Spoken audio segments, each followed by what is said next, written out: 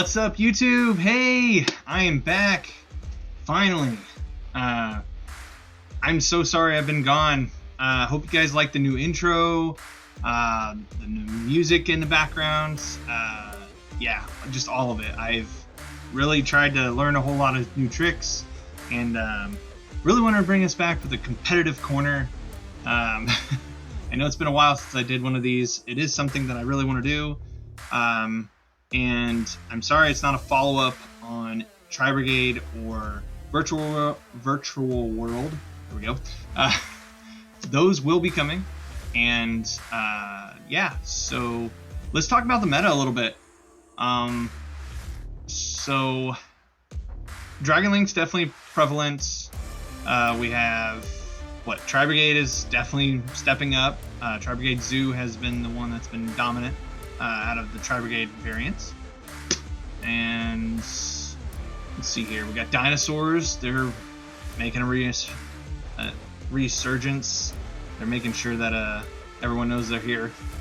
And we got prank kids. We got, of course, Alistair and friends.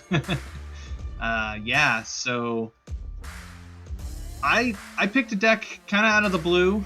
I've been playing it for 2 weekends now, and I actually really like it. I played in 2 different box tournaments, and I lost only to Drytron, and so I definitely think I need to modify the deck a little bit in favor of cards that help with Drytron. It's really weird because the deck doesn't play any hand traps, and it doesn't play Dark Ruler no more or Forbidden Droplets. Not even Tactics. If you're wondering what deck this is, and how can it ever beat anything if it's not playing any of those cards, right? It's Gren Maju. So shout outs to Yishan's channel, and he's just awesome. He's what really put this guy on the map, and I really liked his profile, so I modeled mine off of his, and it's a really good list. And like I said, I think I just need to modify it a little bit for Drytron. Maybe some Droll and Lockbirds. I did have a card in my side deck the second weekend. This is the updated thing. It was a lot closer to Yishan's after the first weekend. But anyway, I just want to run through the profile, and then I guess we'll talk about it and its matchups and stuff. So yeah, we got our good old One Punch Man over here. If you don't know what he does, he gains 400 attack times the amount of your banished cards. So he gets pretty strong very quickly. One of the main cards that help him get there is the Gizmek. This guy banishes the top 8 face down. I'm very nervous about playing this card in multiples. I originally liked just 2, just because I don't want to see too many copies of him. But because we are on Desires, we just don't want to banish him completely. So I get the reasoning behind that, and usually you just win the game so quickly that you shouldn't have an issue with having, to need to summon him multiple times. Although there was one game where I decked out. So that's something to keep in mind. And some more banishing cards. Just 2 Eater of Millions. We do this. We do decide this 3rd, and that's for like Eldritch and stuff. Just matchups where it would come in handy. There is a cool little trick where you can banish all 15 extra deck and what is it? 3 cards out of your hand, something like that. 3 or 4 cards, and it gets you game with the Maju. So that's pretty cool. This is a hard going second deck. So if you win the die roll, you're telling your opponent to go first. It's that dedicated. So I'm not accustomed to that really. I mean, I've played all sorts of decks throughout the years, but here recently I've been here. I make this board, that kind of thing. So anyway, it's really nice to know how to crack boards too. So and this card's really good at it. Pinkertops is a must for any going second strategy. And then we're going with Kaijus because they are the most impactful right now. I wouldn't play Lava Golem. It doesn't. I mean, it does the same thing, but it's not the same thing. Also, we are on Slumber, although I kind of hate it, and I think I'm going to take it out. Or reduce it to some number. I think I resolved the card like twice. out of 2 weekends.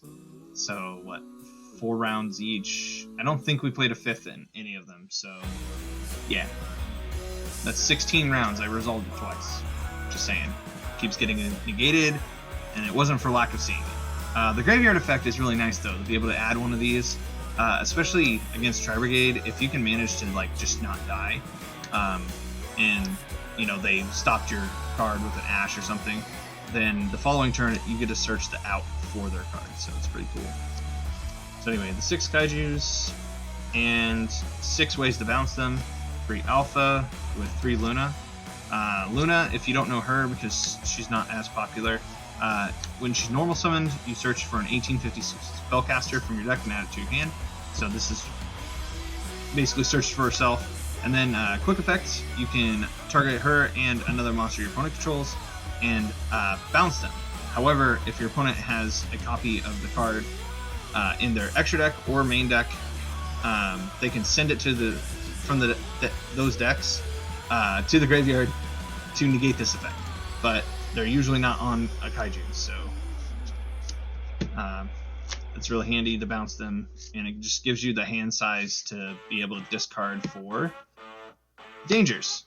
So you have the 3 Bigfoot, 3 Thunderbird, just help out boards even further, give you an 8-star body, because we are on rank 8s. So that's 27 monsters, and there's 13 spells here. So we have the 3 Kaiju Slumber. I already voiced my opinion on this. It's really awesome if it didn't have the clause where Ash eats this card alive. It's just that bad. There was even a combination that the Drytron player, the first one I played, shoutouts to James, he goes to my local, he totally got me good with this. He used IP Masquerena, linked away his whole board with mine to make the link 5. Dumb. I couldn't destroy anything, so it was really rough. So it made the card fizzle. Didn't even have to be ashed. But anyway, we're on 3 Desires because obviously Banish 10 makes Maju 4K. What I really like about the deck is that it's not super reliant on him in order to win, but obviously it is a purpose of the deck. And speaking of 8s, we have Trade-In. This could go down to 2 potentially. I didn't really ever dead draw it. It was just a matter of like, I don't like how Droll and Lockbird sometimes affects this deck. So like if I open Trade-In or Pot of Desires or like Dangers with Luna or something like that, like it's a little rough. So I might change this out. I don't know yet. I definitely did not like Dimension Shifter. That card's not for me. I will never draw it turn 1. So yeah, I just didn't like it. I know I'm probably gonna get roasted for that, but no Dimension Shifter in a Banish deck. Yes. Anyway, we're not even on Dimensional Fissure or Microcosmos either, so there's that for you. But anyway, Super Poly. This card is actually working its way back into the format. It's very good.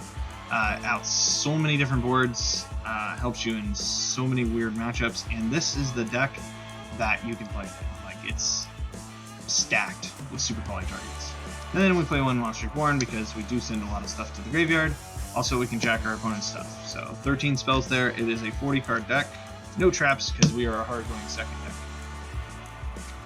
Alright. Because we are on 8, we're doing the Draglubian package. I just realized the cards might be reflecting backwards to you guys. Let me know down below if it works, if you guys are okay with this view. If not, I will definitely change it. I apologize. I hope you guys know what the package does. The quick terms is that this guy summons this guy by putting him underneath, and this is a 9K because it counts the stars or ranks of all the ranks you have on the field. He's the only one that can attack them. So number 100. Then you play Dingirsu and the Spider to go into Zeus. This package is really nice. I actually would have won my match against the second Drytron guy if I would have summoned this card instead of going for the Zeus play. I knew his hands, I just totally forgot this card existed. Sangafond, or however you want to pronounce it, shuts off graveyard effects. Or, well, I should say, it's not a dweller. It stops them from summoning from the graveyard, so it stops Drytron from summoning. So it's really handy when you can do that. And then now for the massive amount of Super Poly targets. So I'm on Elysium for Alistair and Friends. The Salamagrate one because I had a couple in my locals, so I just wanted to have it. And then we have Prank Kids. This is really nice. We have the Eldritch. Guard Dragon. Guard Dragon's not useful at my locals because I'm usually the only one that plays Tri-Brigade, except for when I went to the other local on Saturday where my first 2 rounds were Tri-Brigade, and I'm very happy I had this card. So that was really cool. And then you got your Mud Dragon, Starving Venom, and the Draco Stapelia. They're just really good Super Poly targets, and if you're not facing the matchup, you just banish them. It's that simple. Through Eater of Millions or the Gizmek. So, really cool there. Alright, so, as you know, I'm a hard going second deck. So what happens if they tell me to go first? Well, usually this happens if I win the die roll and I tell them to go first, and then I win. If that all happens, they're going to tell me to go first a lot of the time. It really depends on their deck. If they're just a trap deck, they're probably going to go first again. But if they're a combo, they might actually tell you to go first. So for combo, we have there can only be one and summon limit. These cards are busted against combo and, well, just in general. They're really, really good floodgates, and they are needed. This is the most cuttable card in the side deck. I'm working on it. I want to get Droll and Lockbird in here. That'll help with Drytron. It'll help with a couple other matchups. I don't know if I'm going to shelf this deck for a little bit because I did play it for 2 weekends in a row. I really liked it, and I thought it was great for a competitive deck that was not being looked at. So anyway, that's just the third for things. I think my music stopped. I apologize. Let me take a quick look. It sure did. There you go, guys. I think we're good. Alright, sorry about that. Anywho, back on track. Sorry, Retaliating Sea. So, this card. It's starting to make strides in the format.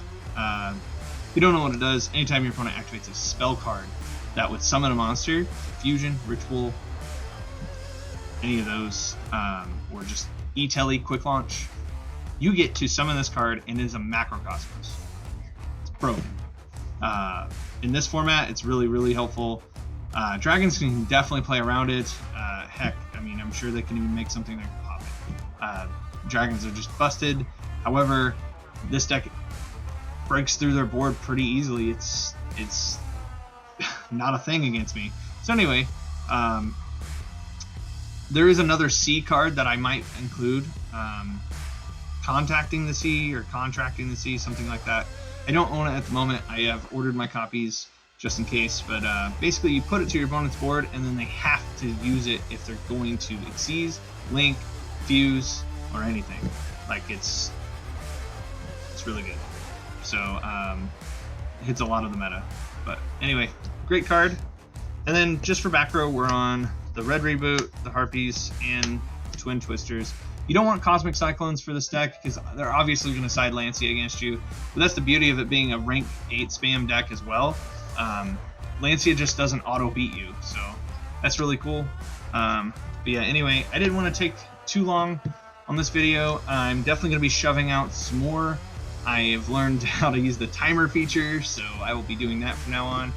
And guys, don't forget to like, comment, and subscribe. If you stayed with me the entire time, thank you so much. Love you guys. Peace out.